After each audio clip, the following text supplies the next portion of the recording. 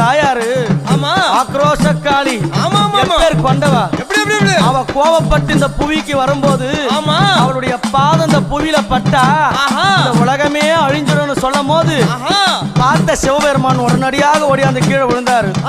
அவளுடைய திருமேனியான பாதம் சிவனுடைய மேல படணும். அவன் கோபம் தெளினு கீழே இருக்கிற கணவனும் தெரிஞ்சு கூட எங்க அம்மா அவ கட்டி நல்ல அம்மா கணவனைய அவ கட்டிய கட்டிய கணவனைய அவ காலால மேதித்தவளா அவ கட்டிய அம்மா கணவனைய அவ காலால அம்மா மேதித்தவளா அவ புலித்தோளாட காரியா அவ சில வளர்ந்த